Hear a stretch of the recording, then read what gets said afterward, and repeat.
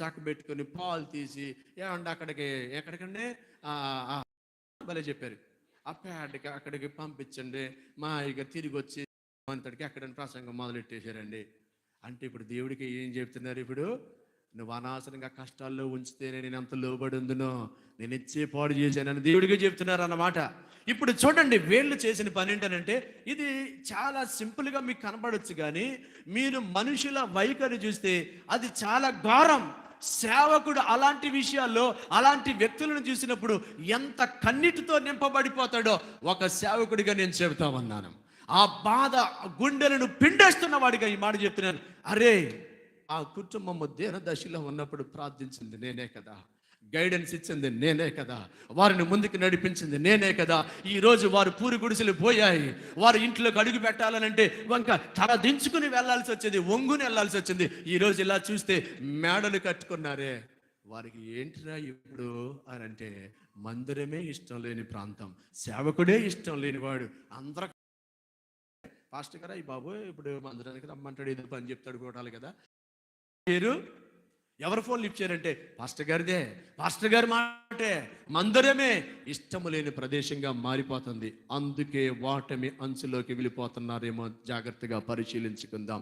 అందుకే చూడండి, అక్కడ చెబుతున్నటువంటి మాట, ఆయన నివాసమునకు పెడముఖం పెట్టుకుని దానిని అలక్ష్యము చేశారు. బ్రదర్, ఒకవేళ నేను చెబుతున్నాను అనుభవాలు మీరంతగా ఉన్నారని కాదు, కానీ ఎవరికి వారు పరిశీలన చేసుకుందాం. బహుశా మందిరాన్ని అలక్ష్యం చేస్తున్నారా? ఫోటోలకి ఎంత అద్భుతంగా మీరు ఆసక్తితో వచ్చారో నేను ఎంకరేజ్ చేస్తూ ఉన్నాను. బ్రదర్, మీ కుటుంబాల్లో జయము కలగాలంటే మందిరాన్ని మాత్రం ఎప్పుడు అలక్ష్యం చేయకండి, ఎప్పుడు మందిరాన్ని అలక్ష్యం చేయకండి. ఇక్కడ చూడండి, ఆయన నివాసమునకు అనగా మందిరానికి పెడమొఖం పెట్టుకున్నారు, దాన్ని నెగ్లెక్ట్ చేశారు. ఏం చేశారటండి? నెగ్లెక్ట్ చేశారు. అందుకే ఓడిపోయారు, అందుకే శత్రువుకి అప్పగించాడు దేవుడు. దేవుడు డైరెక్ట్గా కొట్టేవాడు కాదు, శత్రువులకు అప్పగించేసేవాడు, కంచి తీసేసేవాడు. కాబట్టి బహుశా మీరు ఆలోచన చేయండి, ప్రభు మీతోటి మాట్లాడుతూ ఉన్నాడు. బహుశా ఆదివారం ప్రార్థన అంటే గతంలో పూర్వంలో ఉన్న ఆసక్తి తగ్గిపోయినట్టుంది. గతంలో పాస్టర్ గారి మందిరంలో మొదటి ప్రార్థన చేసి ప్రారంభించేటప్పటికి బహుశా నువ్వే ఉండేవాడువేమో కదా బ్రదర్, సిస్టర్, అప్పుడు మీరే ఉండేవారు కదేమా. ఇప్పుడు బహుశా మీరు పాటలన్నీ అయిపోయాక వస్తున్నారేమో, 2-3 పాటలు అయ్యాక వస్తున్నారేమో, ఒకవేళ వాక్యం మొదలయ్యాక వస్తున్నారేమో. బహుశా అది ఖచ్చితంగా నిర్లక్ష్యమే కదా, అది అలక్ష్యం చేయడమే కదా. అందుకనే శ్రమలు కొని తెచ్చుకుంటా ఉన్నారు. కాబట్టి ప్రభు చెబుతా ఉన్నాడు, అలక్ష్యము చేసిన యోధా వారు కష్టాల పాలైపోయారు, ఓటమి పాలైపోయారు. అందుచేత మనం చూస్తూ ఉండినప్పుడు వారు శత్రువుకు అప్పగించబడ్డారు అని మనం చూడబడతాం. అలాగే వీళ్ళందరూ ఇలా ఉండడంతో 7వ వచనంలో మంటపం యొక్క ద్వారములు మూసివేశారు. ఎవరి మందిరానికి రాకపోతే ఏం చేస్తారండి అంటే, అప్పుడు మంటపములు ఇవన్నీ ఉండేవి. మీకు అర్థమయ్యే భాషలో కిటికీ తలుపులు, గుమ్మాల తలుపులు అక్కడ ఉన్నారు, ఎవరు మందిరానికి రావట్లా. కాబట్టి తలుపులు మూయవేయబడ్డాయి. అలాగనే చూస్తే దీపములను ఆర్పివేశారు. అప్పుడు అతి పరిశుద్ధ స్థలములో అక్కడ యాజకులు అయినటువంటి వారు ఏం చేసేవారు చెప్పండి? అక్కడ దీపస్తంభము దగ్గర దీపమును వెలిగిస్తూ ఉండేవారు. అచ్చమైన దంచి తీసిన ఒలివ నూనెను ప్రతిదినము పోసి అక్కడ ఒత్తి వేసి అక్కడ దీపాన్ని వెలిగించేవారు. దీపం వెలిగించేవాడు లేడు, దీపం మార్పేశారు. ఇంకా చెప్పాలనంటే మనం చూస్తూ ఉండినప్పుడు అక్కడ లోపల ఉండవలసిన ద్వారాలు మూయబడిపోయాయి. తర్వాత చూడండి, ధూపము వేయకయో దహన బలులు అర్పించకయో. ధూపం వేయడం మానేశారు, ఎవరు రాట్లా మందిరానికి. అలాగే దహన బలులు అర్పించడానికి ఎవరు బలులు అర్పించడం మానేశారు. అంటే టోటల్గా మందిరానికి దూరం అయిపోయారు. అప్పుడు దేవుడు చేసిన పనే ఈ కష్టాలకు అప్పగించాడు. అమ్మ, ఒకసారి ఆలోచన చేస్తారా? ధూపము అన్నప్పుడు నా ధూపం, అలాగే స్తుతి, నైవేద్యం, స్తోత్ర బలులు. ఒకప్పుడు పాట పాడతానండి అని చెప్పి పైరు వారితో కలిసి పాడావు, ఎవరు లేకపోయినా పాడావు. ఇప్పుడు ఆ స్తోత్ర బలులు ఏమైపోయాయి? ఆ ప్రార్థన ధూపం, గుండెలు బాదుకుంటూ చేసిన ఆ ప్రార్థన అనుభవం ఏమైపోయింది సంఘములో? ఇప్పుడు క్రైస్తవ సంఘాల్లో, ఇప్పుడు మన సంఘాలలో ఇలాంటి ప్రార్థన ధూపం, స్తోత్ర బలులు ఎందుకు తగ్గిపోయాయి? బహుశా వేలకలాగా సుఖంగా ఉన్న పాలు తేనెలు ప్రవహించే దేశానికి వచ్చేసారు, దేవుణ్ణి మరిచిపోయారేమో. అలాగూ చేస్తే నెక్స్ట్ జరిగేది ఏంటనంటే, అందుచేత దేవుడు వారి మీద, యెరూషలేము కాపురస్తుల మీద కోపగించి, మీరు కన్నులారా చూస్తే రావడం చేత దేవునికి అయిష్టమైనవి ప్రజలు చేతులు మునిగి తేలుటను బట్టి మందిరములనంట నిషిద్ధమైన వస్తువులు వచ్చి చేరాయి, నిషిద్ధమైన పదార్థాలు చేరాయి. అర్జెంటుగా లేవీలారా, యాజకులారా, మీరు నిషిద్ధమైనవన్నీ కూడా తెరిచి మీరు తీసివేసి బయట పారవేయండి అన్నాడు. వెంటనే ఆయన చెప్పగానే ఆ నిషిద్ధమైన వస్తువులన్నిటినీ కూడా 5వ వచనములో ప్రతిష్ఠించి పరిశుద్ధ స్థలమును నుండి నిషిద్ధ వస్తువులన్నిటినీ బయటికి కొనిపోవండి అని చెప్పాడు. వెంటనే ఆయన చెప్పినట్టుగా 16వ వచనములో పవిత్ర పరుచుటకై యాజకులు యెహోవా మందిరపు లోపలి భాగమునకు పోయి యెహోవా మందిరములో తామకు కనబడిన నిషిద్ధ వస్తువులు యెహోవా మందిరపు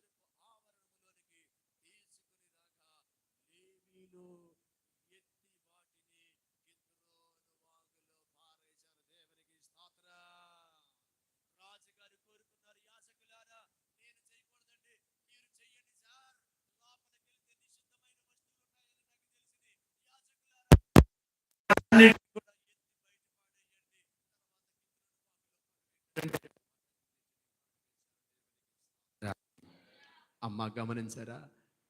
హృదయము అనగా ఇది దేవుని యొక్క మందిరం. ఈ హృదయంలో బహుశా ఉండకూడదు చేరాయి. అమ్మ గుర్తుపెట్టుకోండి, empty mind is devils work shop అని అన్నాడు ఒక ఆయన. అంటే ఖాళీగా ఉన్నటువంటి మనసు దెయ్యాల యొక్క కార్ఖానా అని అన్నాడు. అని అంటే ఖాళీగా కూర్చుంటే పిచ్చి పిచ్చి ఆలోచనలు వచ్చి మనసుని ఏం చేస్తాయి చెప్పండి? పాడు చేస్తాయి. మీరు అనుకుంటా ఉన్నారు, అయ్యా మందిరానికి మానేస్తేనే పెద్ద పాపం అండి. అవును, ఎందుకనంటే మందిరానికి మానవేయడం మందిరానికి దూరం అవడమే కాదు, నీవు తెలియకుండా అపవాదికి దగ్గర అవడం కూడా. మీరు గుర్తుపెట్టుకోండి. ఇప్పుడు నేను ఈ లైట్ కంటే దగ్గరగా ఉన్నాను అనుకోండి, దగ్గర మెరిసిపోయి నా కలర్ కూడా సూపర్గా కనబడుతుంది. ఇప్పుడు ఈ లైట్కి నేను దూరం అయితే లైట్కి దూరం అవడమే కాదు, చీకటికి కూడా నేను ఏమవుతున్నట్టు? దగ్గర అవుతున్నట్టు. చాలామంది అనుకుంటారు, ఏమంటే ఒక్క వారం మానేస్తే మా అయ్యగారు పెద్ద సీరియస్ అయిపోతారు. అవును బాబు, ఒక్క వారం మానాక ఇంకో వారం కూడా మానాలని మనసు వస్తుంది. 2 వారాలు 3 వారాలు మానాక అసలు నీకు ప్రార్థన మానేసినా ఏమనిపించదో. ఫస్ట్ వారం అప్పుడు అయ్యగారు ఎందుకు పట్టుకుంటారని అంటే, ఫస్ట్ వారం నువ్వే చెప్తావు ఏమనంటే, ఇవాళ మందిరానికి ఇలాంటి పరిస్థితులు మానేశానండి, ఏదోలాగా ఉందండి అని అంటావు. ఏదోలాగా ఉంటుంది. మరి అదే 3 సార్లు మానేస్తే అదోలాగా ఉంటుంది. ఇంకేం మందిరం అంటే ఇష్టం అవ్వదు. అప్పుడు తెలియకుండా నీకు చెత్తవన్నీ కూడా నీ మనసులోకి వస్తాయి. కొన్ని పనులు నీకు తప్పు అనిపించవు, కొన్ని చూడడం తప్పు అనిపించదు, కొన్ని ఆలోచనలు తప్పు అనిపించదు, కొన్ని రిలేషన్స్ నీకు తప్పు అనిపించదు, అమ్మ నాన్న ఎదిరించడం తప్పు అనిపించదు, కొన్ని చూడడం నీకు తప్పు అనిపించదు. ఎందుకనంటే నిషిద్ధమైనవి వచ్చి చేరిపోయాయి. ఇప్పుడు ప్రభు చెప్తున్నాడు, అక్కడ రాజు చెప్పాడు, అవన్నిటినీ కూడా ఎత్తి కిద్రోను వాగులో పడేయాలి. దేవునికి స్తోత్రం. ఇలాగే చిల్లివారి పాలెంలో ఉన్న బిడ్డలట పొలం పనులకి వెళ్తే అక్కడ ఒక ఆయన అడిగాడు, ఏంట్రా 4 రోజుల నుంచి లేకపోతే 4 పూటల నుంచి గట్టిగా మాట్లాడుతున్నారు ఏంట్రా అని అంటే, ఏం లేదండి బాబా, మా సంఘంలో కలుపు తీత కొట్టాలన్నాడంట. ఏమన్నాడు? కలుపు. మరి వ్యవసాయం కదా. అప్పుడు అన్నాడు, కలుపు తీత కొట్టాలేంట్రా, మరి అటకారంగా చెప్తాను అని అంటే, అవునండి అయ్యా, మనం ఊడి పొడిచామండి. మరి ఈ ఊడి పొడిచినప్పుడు ఈ యొక్క మంచి ఆ వెన్నులతో పాటు మంచి పైరుతో పాటు మరి కలుపు మొక్కలు కూడా పెరిగిపోతున్నాయి కదండి. కాబట్టి మనం ఏం చేస్తామండి, అప్పుడప్పుడు మనం కొంతమంది పనివారిని పిలిచి లైన్ తోడేసి ఆ కలుపు మొక్కలన్నీ కూడా ఏం చేస్తాం చెప్పండి, ఆ దుబ్బులన్నీ కూడా పీకింగ్ చేస్తామండి. లేకపోతే ఎరువంతా అదే లాగేది అసలైన దానికంటే. కాబట్టి పీకింగ్ చేస్తాం కదంటండి. అలాగే మా అయ్యగారు కూడా ఏం చేస్తారో తెలుసండి, సంవత్సరానికి అలా 3-4 రోజులు కోటాలు పెట్టండి, కొంతమంది పనులు తీసుకొస్తారండి. ఆ పనులు సేవకులు వచ్చండి, ఆ వాక్యం అని కత్తి తీసుకునండి, మొత్తం దుబ్బులన్నీ కూడా ఆ పనికి మళ్ళీ మొక్కలన్నీ కూడా ఆ కలుపు మొక్కలన్నీ పీకేస్తారు అన్నాడంట. దేవునికి స్తోత్రం. కాబట్టి నేను పని చేయడానికి వచ్చాను, నా పని అది, మీరు తిట్టుకోకూడదు. దేవునికి స్తోత్రం. కాబట్టి మీరు గమనించుకోండి, ఆ కలుపు మొక్కలన్నీ పీకేస్తే మీలో ఉన్న నిర్లక్ష్యం పోతే, మీలో నిషిద్ధమైనవి పోతే మీకు ఇక నెక్స్ట్ జయమే. దేవునికి స్తోత్రం. ఇంకొక ఆయన అన్నాడంట, ఏంట్రా ఊరికే ఇలా పెట్టారనంటే, కత్తిరింపు కోటాలని అన్నాడంట. ఏంటంట? కత్తిరింపు కోటాలు. అప్పుడు ఓహో మంగళ షాపు దగ్గరికి వెళ్ళాడు కదా, అలాగన్నాడు. మరి జుట్టు ఇష్టమైనట్టు పెరిగిపోతేనండి, మరి మీరు అలాగ శుభ్రంగా లైన్గా క్రాఫ్ వేస్తున్నారండి. మా అయ్యగారు కూడా ఏం చేస్తారో తెలుసండి, ఇదిగోండి ఇష్టానుసారంగా మేము వెళ్ళిపోతున్నామేమో అని అప్పుడప్పుడు కోటాలు పెట్టేస్తారండి. పెట్టేసండి మమ్మల్ని శుభ్రంగా వాక్యం అనేది కత్తిరితోటి శుభ్రంగా ఏం చేస్తారండి, కటింగ్ వేసేస్తారండి అన్నాడు. దేవునికి స్తోత్రం. కటింగ్ అయితే శుభ్రంగా ఉంటారా, చిరాగ్గా ఉంటారా? కలుపు తీసిన పొలాలు బాగుంటాయా బాగోవా? కాబట్టి ఉపవాస కోటాలు అయ్యా కూడా మీ కుటుంబాలు బాగుంటాయి. దేవునికి స్తోత్రం. దేవుని అభిషేకం మీ మీదకి దిగి వస్తుంది. నిషిద్ధమైనవి తొలగిపోయినప్పుడు ఆత్మ అక్కడ నివసిస్తుంది. దేవునికి స్తోత్రం. గత రాత్రి పరిశుద్ధాత్మని గురించి నేర్చుకున్నాలే. ఆ పరిశుద్ధాత్మని మీ హృదయంలో నివసించాలనంటే ఆ కుర్చీ బాగాలేదనుకోండి, దుమ్ముగా ఉందనుకోండి, కూర్చుంటాడు ఎవడైనా? ముందు అవి తొలగించబడాలి, శుభ్రం చేయబడాలి. ఆ పరిశుద్ధాత్ముడు నీలోనికి వచ్చి వశించాలి. నీలో అద్భుతమైన కార్యాలు జరగాలనంటే ముందు లోపల ఉన్న నిషిద్ధమైనవంతా కూడా క్లీనప్ అయిపోవాలి. దేవునికి స్తోత్రం. కాబట్టి మందిరం యొక్క తలుపులు మూయబడి ఉంటే తలుపులు తెరిపించాడు. అలాగే మనం చూస్తూ ఉన్నప్పుడు నిషిద్ధమైనవి తొలగించి వేశాడు. అంత మాత్రమే కాదు, ధూపం వేయడం ప్రారంభించాడు, దీపం పెట్టడం ప్రారంభించాడు, బలులు అర్పించడం మొదలుపెట్టాడు. అందుకే దేవుడు అతనికి తోడై ఉన్నాడు. దేవునికి స్తోత్రం. ఇప్పుడు రాజుల పుస్తకంలోనికి వద్దాము. 18వ అధ్యాయంలో ఆయన చేసిన మరికొన్ని పనులు ఇక్కడ ఉన్నాయి. అతడు 3వ వచనం, నేను అదే వాళ్ళందరిలాగా వద్దు, దావీదులా ఉండాలని డిసైడ్ చేసుకున్నాడు. అమ్మ, మీ కుటుంబాలు ఎలా ఉండాలని మీరు కోరుకుంటున్నారు? మీ బిడ్డలు ఎలా ఉండాలని కోరుకుంటున్నారు? ఎవరి బిడ్డలారా మీరు ఎలా ఉండాలని కోరుకుంటున్నారు? కాబట్టి ఇక్కడ చూస్తే దావీదులాగా ఉండాలనుకుంటున్నాడట. అందుచేత దావీదు గురించి ఏం ఫాలో అవుతున్నాడు? పూర్ణముగా నీతిని అనుసరించాడు. ఏం చేశాడు చెప్పండి? నీతిని అనుసరించాడు. ఇంకా మనం చూస్తే తర్వాత అతడు చేసినటువంటి పని ఏంటంటే 5వ వచనంలోకి, అతడు ఇశ్రాయేలు దేవుడైన యెహోవా యందు విశ్వాసం ఉంచాడు. తన ముందున్నటువంటి భక్తుల కంటే అధికమైన విశ్వాసాన్ని అతడు నేర్చుకున్నాడు. అద్భుతమైన విశ్వాసాన్ని తన జీవితంలో అలవరుచుకున్నాడు. నీతిగా బ్రతకాలనుకున్నాడు, అలాగే విశ్వాసం ఉంచాలనుకున్నాడు. ఏమండి, నేను ఎలాంటి పరిస్థితిలో ఉన్నా దేవుడు నేను సరి చేసుకుంటే కనుక నాకు జయమిస్తాడు అని అతడు ఏం నేర్చుకున్నాడు అనంటే దేవుని మీద విశ్వాసం ఉంచటం. మిగతా రాజులు దేవుని మీద విశ్వాసం పెట్టలా, వారు సైన్యం మీద విశ్వాసం పెట్టారు. ఇంకా చెప్పాలనంటే లోకములో ఉన్న వాటి మీద నమ్మకం పెట్టుకున్నారు. విశ్వాసం అంటే ఏంటనండి? అంటే అదృశ్యమైనవి ఉన్నవనంటే రుజువు. ఏమో యుద్ధంలో ఏమవుతుందో తెలియదు, కానీ దేవుడు జయమిస్తాడని నమ్మగలగడం. వాళ్ళు నమ్మలేకపోయారు, సంఖ్యలు లెక్క పెట్టుకున్నారు, విరోధమైన కార్యాలు చేశారు, అందుకే ఓటమి పాలు. ఇతను మాత్రం దేవుని మీదే నమ్మకం పెట్టుకున్నాడు. ఇంకా మనం చూస్తే అతడు యెహోవాతో హత్తుకొని ఆయనను వెంబడించడంలో వెనకక తీయలేదట. దేవుని వెంబడించడం మొదలుపెట్టాడా? ఎన్ని ఆటంకాలు వచ్చినా వెనక్కి వెళ్ళలేదు. దేవుని స్తోత్రం. ఇప్పుడే ఉపవాస కోటాల్లో పెళ్ళిళ్ళు భోజనాలు వచ్చినాయి కరెక్ట్గా మీ కోటాల టైంలోనే. మరి ఏం చేయాలి? ఉపవాసం ఉండాలని ముందు ఫస్ట్ రోజు అనుకున్నాను. రేపేమో మంచి పెళ్లి భోజనం అమ్మా, ఏం చేయాలమ్మా టెన్షను. అయితే ఇక్కడ హిజ్కియా గారు అయితే అంటాడు, నేనైతే మాత్రం ఉపవాసం ఉండడానికి డిసైడ్ అయిపోయాక పెళ్లి భోజనం కాదు కదా, ఇంక ఏ భోజనం చెప్పినా సరే నేను వెళ్ళను, వెనక తీయను అని అంటాడు. మీకు విచిత్రం తెలుసా? మీరు భక్తిగా ఉందాం అనుకున్నప్పుడే, మీరు ఉపవాసం ఉందాం అనుకున్నప్పుడే చింతపండు చారు కూడా పరమానంలాగా అనిపిస్తుందమ్మా. నాకు చిన్నప్పటి నుంచి కొంచెం ఈ ఉపవాస కూడికలు ఉపవాసాలు బాగా అనుభవం ఉంది. 8వ తరగతి నుంచి నా జీవితంలో ఒక మార్పు ఈ ఉపవాస కోటాల ద్వారా వచ్చింది.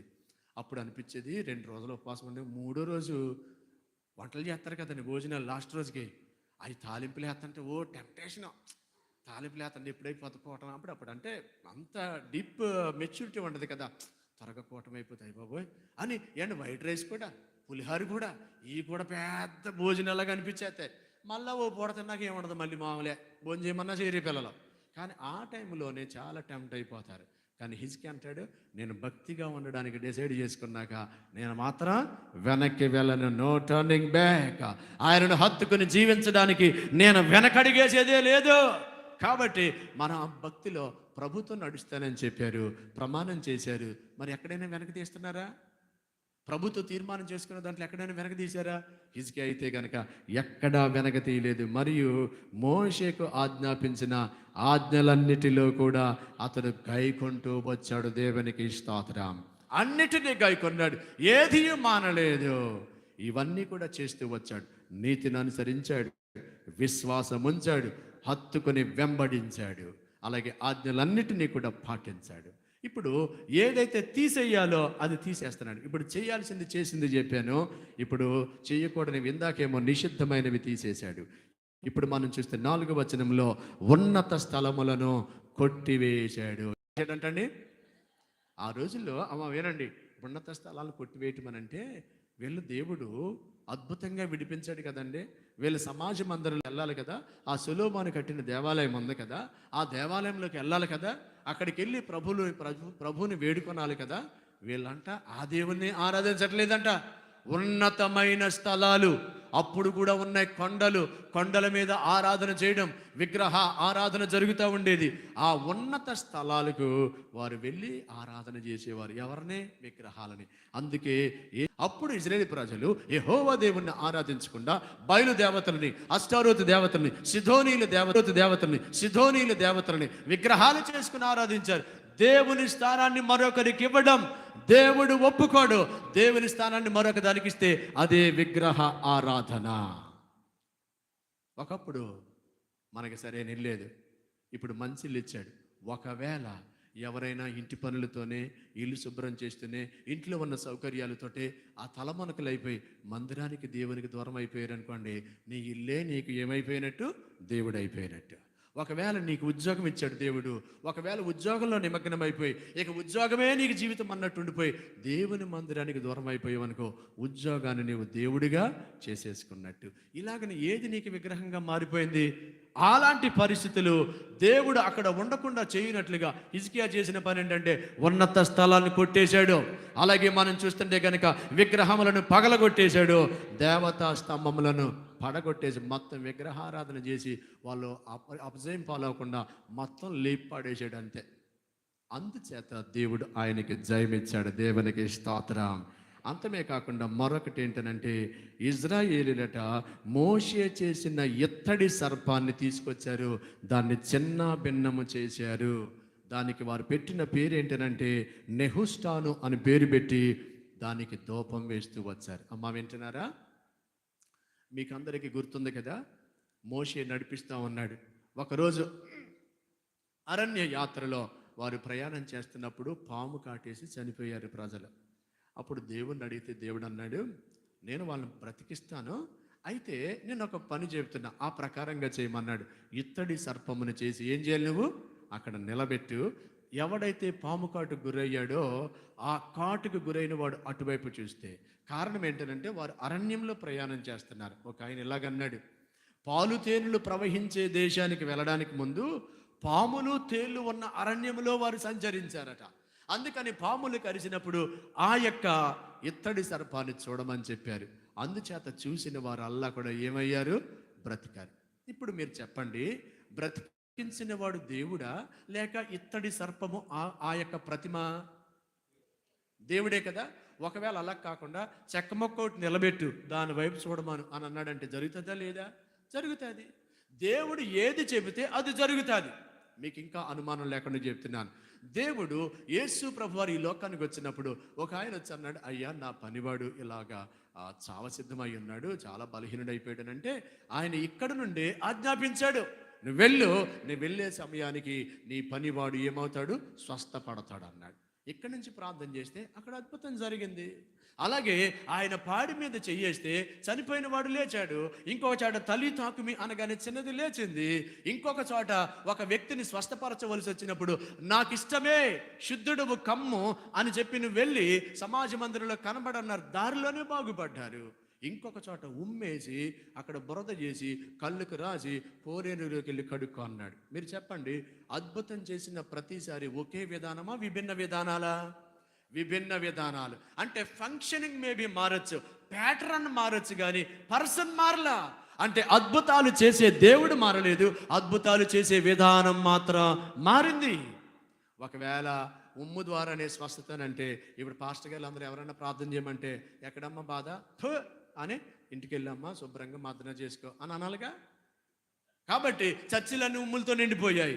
ఒకవేళ కనుక ఎక్కడుండే ప్రార్థన చేస్తామనంటే అందరూ కూడా ఎక్కడెక్కడ ఉన్న వాళ్ళకి ఎక్కడి నుంచి ప్రార్థన చేయదు. అమ్మా, అద్భుతాలు చేసేది ప్రభు కానీ ఈ ప్యాటర్న్స్ కాదు. కానీ విచిత్రం ఏంటో, మన ప్రాంతాల్లో మీరు కాదులేండి బాబాయ్, చిల్లేవారి పాలెం కాదు, కానీ మా ప్రాంతాల్లో కొంతమంది ఎలాంటి వారు అయిపోయారంటే ఈ పద్ధతులకి ప్రాముఖ్యం ఇచ్చారు. ఎలాగా? మేం గనక శుక్రవారం అరికాలతో కనుక 20 కిలోమీటర్లో ఇటువైపుగా నడిచి వెళ్ళిపోయామంటే తగ్గిపోతుంది మా రోగం. నీ విశ్వాసం అలాగే ఏడ్చింది, మరి ఏం చేస్తావు? ఇంటి పక్కన ఉన్న మందిరానికి చెప్పులు వేసుకుని వచ్చి మాకు నుంచి ప్రార్థన చేస్తే తగ్గుతుందని నీకు అర్థం అవ్వలేదు. అందుకని ఎక్కడికో పోతే చెప్పులు వేసుకుని ఆ చెప్పులు లేకుండా నడిచి వెళ్తే తగ్గుతుందని కొంతమంది అక్కడికి పోతా ఉన్నారు. కొంతమంది అన్నారు నెలకోసారి వస్తారండి బాబా అయ్యగారు ఇలాగ అంటండి చాలు తగ్గిపోతుందని అక్కడికి పోతున్నారు. మీకు కూడా చెప్పమంటారా?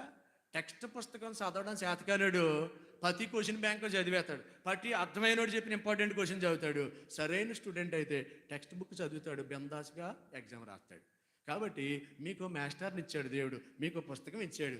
ఈ మాస్టర్ పాఠం చెప్తున్నాడు, ఈ పుస్తకం మంచిగా చదువుకొని ఈ పుస్తకంలో దేవుని క్రమంగా వెంబడిస్తే ఎక్కడికి వెళ్ళక్కర్లేదు, ఇక్కడి అద్భుతాలు జరుగుతాయి. దేవునికి స్తోత్రం. కాబట్టి పద్ధతులు కాదు. వీళ్ళు ఏం చేశారనంటే పట్టినాడండి బాబా, అదేనండి బాబా మా నాన్న బతికించింది, మా తాతను బతికించింది అని చెప్పి కూడా ఎక్కడి వరకు పట్టుకొచ్చారంటమ్మా? కనాను దేశం పట్టుకొచ్చేసారంటండి. వీళ్ళు పట్టుకొచ్చేసి అక్కడ పాతేసి దానికి నమస్కారం పెట్టేస్తారంట. దానికి ఏం చేస్తున్నారు? విగ్రహంగా చేసేసుకుని ఆరాధన చేస్తున్నారు. ఎందుకు చేస్తారంటే ఎవరికి తెలియదు.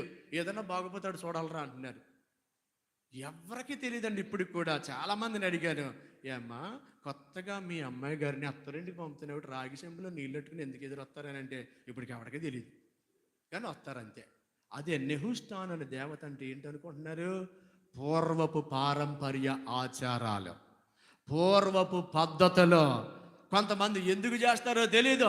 అయ్యి బాబు చూపించుకోవాలండి, అయ్యి బాబు టైం పెట్టించుకోవాలండి. ఈ లోక మర్యాదలన్నీ కదా విడిచిపెట్టమన్నారు.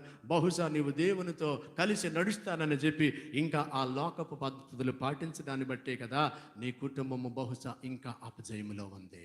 సేవకుని మోసం చేసి కూడా నువ్వు సమయాలు పాటిస్తూ ఉన్నావు. ఆ పూర్వపు ఆచారాలు మానలేదు, ఇంకా దిష్టిలు మానలేదు, ఇంకా కాలాలు చూడడం మానలేదు, ఇంకా కొన్ని పనులు దేవునికి అయిష్టమైనవి మానలేదు. అందుకనే బహుశా అపజయంలో ఉన్నావేమో. ఆ నెహుష్టానులు యేసు నామములో ఈ కూటములతో చిన్న భిన్నములగును గాక, వాక్యమునికి ప్రాధాన్యత ఇచ్చుదురు గాక. కొంతమంది పూర్వంలో దేవుని వెంబడించినప్పుడు అయ్యగారండి పెళ్ళి ఎప్పుడు పెట్టమంటారండి, మీరు చూసి పెట్టండి అయ్యగారు డేట్ అని అంటున్నాయి అని అడిగి, పూర్వకాలం దైవ సేవకులను అడిగి అప్పుడు ఆయన చెప్తే డేటు ఆ ప్రకారంగా పెట్టేవారు. ఇప్పుడు కొంచెం ఆర్థికంగా స్థిరపడ్డాక ఇప్పుడు ఏమొచ్చేసింది చెప్పండి? లోకంలో బోళంత మంది వచ్చారు. ఎవరెవరో చెప్పిన డేట్లు పెట్టుకుంటున్నారు, ఎవరెవరో చెప్పినట్టుగా మీ పిల్లలకి చేస్తున్నారు, దైవికమైన పద్ధతులు మానేశారు. అందుకని నెహుష్టాను మీ ఇంట్లో తెస్టేసి కూర్చుంది కాబట్టి మీరు ఇంకా వాటములో ఉన్నారని ఇజ్రాయేలు ప్రజలకు దేవుడు చెప్తున్నాడు. ఒకవేళ ప్రభు ఈ రాత్రి నీతోనే మాట్లాడితే సంఘంతో ప్రభు చెప్తున్నాడు, యేసు నామములో ఆ పూర్వపు పారంపర్య ఆచారములో నిర్వీర్యమగునుగాక. కనుక ఆ విధముగా ఇవన్నీ చేశాడు. వెంటనే చేయగానే ఏమైందండి? దేవుడు అద్భుతమైన రీతిలో అతనికి తోడుగా ఉన్నాడు. అరే నాకు ఇష్టం లేని అన్నీ తీసి పడేశాడు, నాకు ఇష్టమైనవన్నీ కూడా చేశాడు. అందుకని నేను ఏమై ఉంటాను? అతనికి తోడుగా ఉంటాను. ఏమంటున్నాడు ప్రభు? నేను అతనికి తోడై ఉందును. అతడు మోషేకు ఆజ్ఞాపించిన ఆజ్ఞలన్నిటినీ గైకొనుచుండెను. కావున యెహోవా అతనికి దేవుడు అతనికి తోడై ఉండడానికి గల కారణం ఏంటంటే అతడు దేవునికి ఇష్టమైనవన్నీ చేశాడు, ఇష్టం లేనివన్నీ కూడా మానేశాడు. ఈ ఉపవాస కూటాల్లో ఉపేక్షించాలి, వశించాలి. ప్రభువుకి ఇష్టమైన బిడ్డగా ఆయనతో వశించాలి, ఆయనకి ఇష్టం లేనివి ఉపేక్షించాలి. మరి ఆయనకి ఇష్టం లేని మానేసావా? ఆయనకి ఇష్టం లేని విడిచిపెట్టేసావా? ఆయనకి ఇష్టమైనవి ఆయనతో ఉండి వశిస్తూ అనుభవిస్తున్నావా? ఒకరోజు ఇదే సందర్భంలో ఒక మాట చెప్పి నేను ముగిస్తాను. ఒక రాజ్యం యెహోషువ నాయకత్వంలో ఒక చిన్న పట్టణం మీదకి యుద్ధానికి వెళ్ళింది. యెహోషువ గారితో అక్కడ ఉన్నవారు చెప్పారు, సార్ పెద్ద పట్టణం ఏం కాదండి, చిన్న రాజ్యం అండి, ఎక్కువ మంది కూడా వెళ్ళక్కర్లేదు సార్, కొద్ది మంది చాలండి, మా అయితే 2,000 మంది 3,000 మంది చాలు సార్ అని అంటే, సరే ఓకే అంతమంది వెళ్దామని చెప్పి పంపించాడు. పంపించేటప్పటికి ఆ పట్టణం పేరేంటనంటే హాయి పట్టణం. ఏంటి చెప్పండి? ఆ హాయి పట్టణం వెళ్ళేటప్పటికి వీళ్ళు ఏమనుకున్నారు? అప్పటికే యోర్దాను దాటేశారు. ఎరుకో గోడలు ఏమీ యుద్ధం చేయకుండా చుట్టూరు తిరిగి చివరిలో కేకలేసి పడగొట్టేశారు. అందరు గుండెలు పగిలిపోతున్నాయి. బాబు వీళ్ళ దేవుడు ఏంటంటే బాబు ఎలాంటి దేవుడు అని కంగారు పడిపోతున్నారు. అందరికీ వీళ్ళ దేవుడు అంటే భయం కలుగుతుంది. అలాంటి టైంలో హాయి పట్టణానికి వెళ్తే, అమ్మ వినండి ముగిస్తున్నాను, హాయి పట్టణానికి వెళ్తే వాళ్ళే వీళ్ళని చెదగొట్టేశారు. ఎవరు? హాయి పట్టణస్తులు వీళ్ళని చెదగొట్టి 36 మందిని చంపేశారు. రాజుగారికి వర్తమానం వచ్చింది, సారీ సార్ మనం ఎక్కువ మంది వెళ్ళక్కర్లేదు అనుకున్నాను, కానీ వెరీ సాడ్ సార్ 36 మంది మనోళ్ళే చచ్చిపోయారు. ఒక్కడు చచ్చిపోతే 1000 మంది చచ్చిపోయినట్టు ఫీల్ అవుతారు. అందుకనే ఆ వాడుకలే కాదు, దాని పవర్ కూడా అంతే. వారిలో ఒంటరి అనే వాడు 1000 మంది. అందుకని ఇజ్రాయెల్ సోల్జర్స్ ఒక్కడు చచ్చిపోతే పెద్ద యుద్ధానికి పాలస్తీనా మీదకి వెళ్ళిపోతారు, ఆ హమాస్ ఉగ్రవాదుల మీదకి వెళ్ళిపోతారు. ఒక్కడు చచ్చిపోతే ఊరుకోరండి. కాబట్టి అక్కడ 36 మంది చచ్చిపోతే వెంటనే వాళ్ళు బాధ కలిగేసింది. యెహోషువ చేసిన పని ఏంటనంటే వెంటనే దేవుని మందిరానికి వచ్చేసాడు. దేవుని మందిరానికి వచ్చి బట్టలు చింపుకొని, ఇంకా చెప్పాలంటే భయంకరంగా ఎక్కెక్కి పడి చేస్తూ, చూద్దామా ఆ వచనం చివరిగా చూపించి ముగిస్తాను. యెహోషువ పుస్తకం 7వ అధ్యాయం అనుకుంటున్నాను. 7వ అధ్యాయం అక్కడ మనం చూస్తే వెంటనే 4వ వచనంలో, కాబట్టి జనంలో ఇంచుమించు 3000 మంది అక్కడికి వెళ్ళారు, కానీ హాయి వారు ఎదుట నిలవక పారిపోయారు. హాయి వారిలో 36 మంది మనుషులను హతం చేసేశారు. అప్పుడు జనులు గుండెలు కరిగి నీరైపోయినాయి.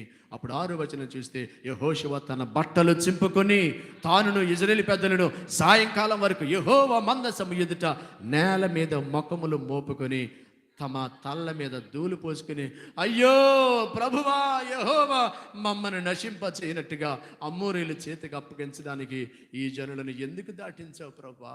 ఎరికో గోడలు ఎందుకు కూల్చావు ప్రభా? కనికరించు నాయనా అని చెప్పి నేనేం చెప్పాలి ప్రభా ఈ ప్రజలకి అని అంటే, అప్పుడు ప్రభు చెప్తున్నాడు 10వ వచనం, యెహోషువతో ప్రభు ఇట్లా అంటున్నారు, లెమ్మో నీవేళ ఇక్కడ ముఖము నేల మోపుకొందువు, ఇజ్రాయేలీలు పాపం చేశారు. నువ్వు అనుకుంటున్నావు ఆల్ ఈజ్ గుడ్ అని. నో, ఇప్పుడు ఆల్ ఈజ్ వెల్ అంటున్నారు కదా, ఆల్ ఈజ్ వెల్ అని నువ్వు ఫీల్ అవుతున్నావు, కానీ కాదు. అందరు బాగున్నారు అనుకుంటున్నావు, కాదు, పాపం చేశారు. నేను వారితో చేసిన నిబంధనను మీరారు. అదేంటో చెప్తున్నాను, శపితమైన దాంట్లో కొంత తీసుకొని దొంగిలించి బొంకి తమ సామాన్లు దాచుకున్నారయ్యా, అందుకే తప్పుని నేను ఒప్పుకోను అన్నాడు ప్రభు. అమ్మ వింటున్నారా? ఎవరు ప్రభా, ఎవరు చేశారు నాయన? చెప్పాడు ముందే, ఈ పట్టణంలోనికి మనం వచ్చామే, ఎరుకోలోనికి, శపితమైనది ఏది ముట్టుకోకూడదంటే ఒకడట శపితమైన దాంట్లో ఇష్టమైంది. చెప్పారు అమ్మ నాన్న, రే కాలేజీకి వెళ్తున్నావు, బయటికి వెళ్తున్నావు, పరాయి దేశం వెళ్తున్నావు, జాగ్రత్త, ఇలాంటివి ఉండకూడదు అని చెప్పారు. అయినా సరే శపితమైన దాంట్లో పాలు పంపులు పంచుకున్నారు. ఎవరు వారు అనంటే వెంటనే చీట్లు వేయగా ప్రభు బయలుపరచగా వెంటనే అక్కడ వచ్చిన పేరు ఏంటనంటే ఆకాను అని నిలబెట్టారు. అడిగారు యెహోషువ పెద్దలందరూ కూడా, నువ్వు తప్పు చేసావా?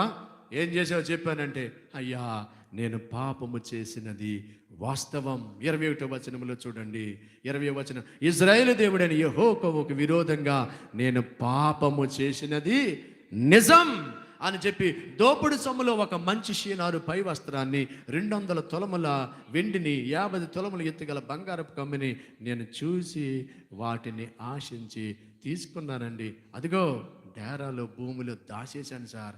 ఆ వెండి దాని కింద ఉందని ఉత్తరం ఇచ్చి తాను చేసిన దంతయో ఒప్పుకొన్నాడు. ఈ ఉపవాస కూడికలలో విజయము పొందాలనంటే తప్పిదములు సరిచేయబడాలి. చేసిన తప్పిదాలు ఒప్పుకొని తీరాలి. ఆ రోజు ఆకాను ఒప్పుకున్నాడు. వారు చేసిన పని ఏంటో తెలుసా? ఆకాను, నీ భార్య పిల్లలు రమ్మన్నారు. అందరి ఎదుట నిలబెట్టారు. రాళ్ళతో కొట్టి ఆకోరు లోయలో చంపేశారు, రాళ్ళతో కప్పి పెట్టేశారు. అమ్మా, అది ధర్మశాస్త్ర కాలం. ముగిస్తున్నాను, బైబిల్ మూసేసుకోవచ్చు. ధర్మశాస్త్ర కాలం గనుక వేరే అవకాశం దేవుడు ఇవ్వలేదు. కానీ ఈ దినమందు బహుశా నీ ఓడిపోతుంటే, నీ కుటుంబం ఓడిపోతుంటే, హాయి అనగా చిన్న పట్టణం, చిన్న చిన్న విషయాల్లో మీరు ఓడిపోతుంటే, బహుశా ప్రభు చెప్తున్నాడు, ఈ కోటల్లో ఒక్కసారి మీ కుటుంబాలను పరీక్షించుకుంటారా? ఎక్కడో ఏదైనా దేవునికి అవిధేయమైంది ఉందేమో, ఎక్కడైనా నెహుష్టాన్ వచ్చిందేమో, ఎక్కడైనా శపితమైనది వచ్చిందనేమో, ఎక్కడైనా ద్వారాలు మూయబడ్డాయేమో, ఎక్కడైనా నిర్లక్ష్యం వచ్చిందేమో. ప్రభు అంటున్నాడు, అవన్నీ తొలగించాలి, పూర్తిగా ప్రభువుని వెంబడించాలి. వెంబడిస్తే నెక్స్ట్ 8వ అధ్యాయంలో మీరు చూస్తే చదువుకోండి. తర్వాత హాయి పట్టణాన్ని అవలీలగా జయించి వారు ద్వాని స్వాధీనపరుచుకున్నారు. దేవునికి స్తోత్రం. ఈ కూడికల తర్వాత, ఈ కూడికల్లో మీరు సమర్పించుకుని ప్రార్థించి తప్పిదాలను ఒప్పుకొని మీరు మీ కుటుంబం ప్రతిష్ఠించుకున్నారు కనుక ఈ కూడికల తదుపరి ప్రభు మీ కుటుంబాలలో, మీ బిడ్డలకు, మీ వ్యాపారాలకు, మీ కుటుంబ సంబంధాలలో దేవుడు మీరు చేస్తున్న పనుల్లో జయమే అనుగ్రహిస్తాడు. అలాగున దయచేయునుగాక. తలలు వంచి మోకరించి ప్రార్థిద్దామా? ఎవరికి వారు ప్రభుకి ప్రతిష్ఠించుకుందాం. ఎవరికి వారి ఉపవాస కూడికల్లో ప్రభుతో మాట చెబుతాం. ప్రభువా, నేను ఎక్కడైనా నీకు అవిధేయమైన వాటిలో ఇంకా నేను ఉన్నట్లయితే నన్ను క్షమించు నాయన. ఈ రాత్రి వాక్యం వింటున్నప్పుడు నాకు అర్థమైంది, నేను మందిరానికి వస్తున్నాను కానీ నీకు ఇష్టం లేని కొన్ని వాటిల్లో నేను ఉన్నాను నాయన. కనుక నన్ను క్షమించయ్యా. నేను ఓడిపోకూడదు నాయన, నేను ఓడిపోకూడదయ్యా. అమ్మా, అడుగుతారా ప్రభుని? అందరూ కూడా ప్రభుని అడగదండి. అందరూ ప్రభుని అడుగుదాం 2 నిమిషాలు సమయం తీసుకుని, ప్రభువా, నేను నీకు అయిష్టమైనవి పూర్తిగా నేను తొలగించుకోవాలి, నన్ను క్షమించు నాయన. ప్రభువా, నన్ను క్షమించు నాయన. ఇదిగో ఫలానా విషయంలో నాయన నాతో మాట్లాడారు. నేను క్రైస్తవురాలని చెప్పుకుంటున్నాను కానీ పెళ్ళిళ్ళు వచ్చినప్పటికి పాస్టర్ గారిని పక్కన పెట్టి నేను చేసినవి కొన్ని తప్పులే నాయన. అందుకే నా పిల్లల సంసారాలు బహుశా నీ శాపానికి గురైపోయాయి. నేను ఒప్పుకుంటున్నాను నాయన, నేను చేసిన పొరపాటు నా పిల్లలకి శాపంగా మారిపోయింది నాయన. నిన్ను పక్కన పెట్టాను, నీ వాక్యాన్ని పక్కన పెట్టాను, నీకు ఇష్టమైనవి చేసిన ఆయన నేను ఓడిపోయాను తండ్రి. ఈ కోటల్లో నేను ఒప్పుకుంటున్నాను, ఆకాన్లాగా హిజ్కియాలాగా నేను సరి చేసుకుంటాను ప్రభువా. నాకు జయం ఇవ్వండి అన్నవారు అలాంటి వారు మాత్రమే నోరు తెరిచి ప్రభుతో ఒక సమర్పణ చేయండి. బ్రదర్. మీరు ఓడిపోకూడదు. విద్యలో మీరు జయం పొందాలి, వ్యాపారంలో, మీ కుటుంబంలో, మీరు చేస్తున్న ఉద్యోగంలో, మీరు ఏ పని తల పెడితే ఆ పనిలో అతడు చేయనదంతయు సఫలమగును. ఎవరైతే ఒప్పుకుంటారో, ఎవరైతే సరి చేసుకుంటారో, ధర్మశాస్త్రాన్ని చదువుతారో, దాని ప్రకారంగా జీవిస్తారో, he will be fruitful in everything, he will be succeeded in everything that he will do. ఆయన చేసేదంతా కూడా దేవుడు సఫలపరుస్తాడు. అమ్మా, ఎందుకు ఫెయిల్ అయిపోతున్నా బిడ్డ? చదువుకుంటున్నానని చెప్తున్నా కానీ మనస్ఫూర్తిగా చదవట్లేదేమో కదా. ఒప్పుకో ప్రభువా. అమ్మ నాన్నకి చదువుతున్నానని చెప్పి సెల్ ఫోన్ చూశాను, టీవీలు చూశాను, అనవసరమైన వ్యవహారాలు చేశాను, నేను ఓడిపోయాను. అందుకే ఒప్పేసుకో. దేవునికి ఇష్టమైనవి ఎక్కడ ఉంటే ఒప్పుకో. కప్పుకుంటే ఉపయోగం లేదు, ఒప్పుకుంటేనే. తన అతిక్రమమును దాచిపెట్టువాడు వర్ధిల్లడు కానీ దాన్ని ఒప్పుకొని విడిచిపెట్టువాడు కనికరము పొందను. మోకాల మీదకి రండి, ఎవరు పెట్టు, మోకాల మీదకి రండి. సంగీత కళాకారులు తప్ప మిగతా వారు ఓడిపోనివ్వడు.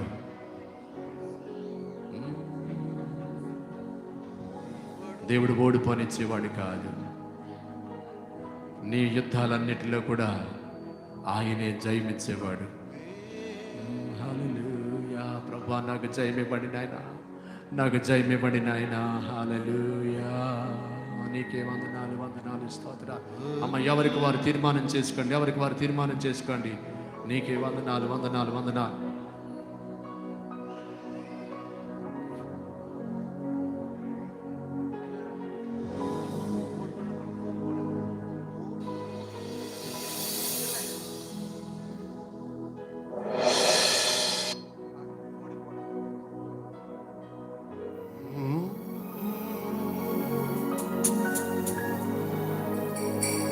ఓడిపోనిచ్చే దేవుడు కాదు.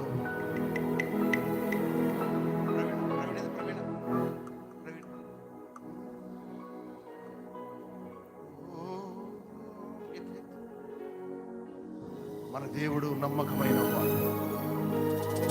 మనం ఆరాధిస్తున్న దేవుడు ఎంతైనా నమ్మదగిన దేవుడు మన దేవుడు.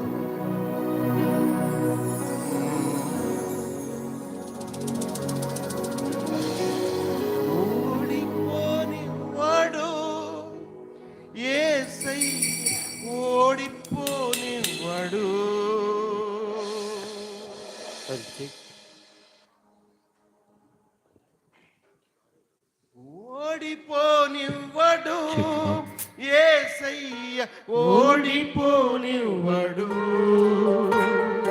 అందరూ చెప్పకూడదు. ఓడిపోనివాడు యేసయ్య, ఓడిపోనివాడు. ఆమేన్.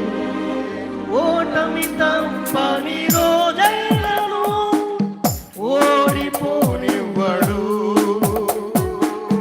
ఓటమి తప్పని రోజైనను ఓడిపోనివాడు.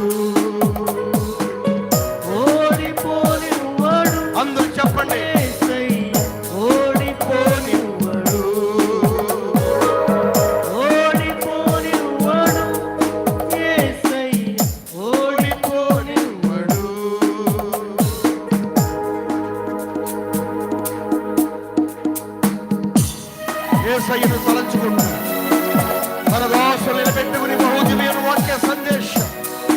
నీ ఉన్న చోటనే విజయం, నీ ఉన్న చోటనే అభిషేకం, నీ ఉన్న చోటనే విడుదల.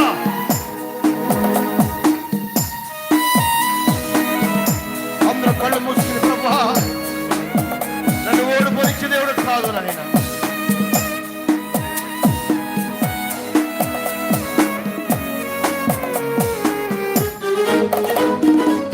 మందే మందు ఉండగా ఓపికతో సాగాలిరా. ఉండగా పౌలులాగా సాగాలిరా. నీ ముందు ఉన్న పందెం మందే మందు ఉండగా ఓపికతో సాగాలిరా. ధైర్యం ప్రభువు ఉంచెగా పౌలులాగా సాగాలిరా. గురుయంతకే నీ పయనము, ఉన్నత పిలుపుకు బహుమానము. గురుయంతకే నీ పయనము, ఉన్నత పిలుపుకు బహుమానము. ఓడిపోనివ్వడు యేసయ్య, అందరూ చెప్పండి మాట. ఈ రాత్రి నన్ను ఓడిపోవద్దు నాయన. ఆమేన్. యేసయ్య ఓటమి తప్పని రోజైనను ఓడిపోనివ్వడు. జయనిగా స్థితులైనను ఓడిపోనివ్వడు. ఓడిపోనివ్వడు యేసయ్య, ఓడిపోనివ్వడు. ఓడిపోనివ్వడు యేసయ్య, ఓడిపోనివ్వడు. ధైర్యంతో ఇంటికి వెళదాం. ఆయన నీకు ధైర్యం ఇచ్చి నడిపించే దేవుడు మన దేవుడు. అందరు లేచి అలాగే నేను నిలబడి కన్ను మూసుకొని ఒకరి ఒకరు పట్టుకొని మాట్లాడకపోయినా పట్టుకోండి. క్షమించమ్మా, క్షమించుకుందాం ఒకరు ఒకరు. మీ పక్క వారిని మీతో మాట్లాడకపోయినా ఇది క్షమాపణ కోరికిన సమయం. అప్పుడే దేవుడిని దీవిస్తాడు. అందరు లేచి నిలబడండి. అయ్యా నీ దోషం నిలబెట్టి ప్రభు బహు దివ్యమైన వర్తమానముగా అందించాం. వాక్య ప్రకారం మమ్మల్ని జీవింపజేయండి ప్రభు. మా అమ్మల్ని దిద్దుకుంటాకి నాయన ప్రభు నీ కృప ద్వారా మమ్మల్ని బలపరచు నాయన. మా యొక్క బిడ్డలు దీవించండి అని అందరూ కూడా ఎవరికి వాళ్ళు ప్రార్థన చేసుకోండి.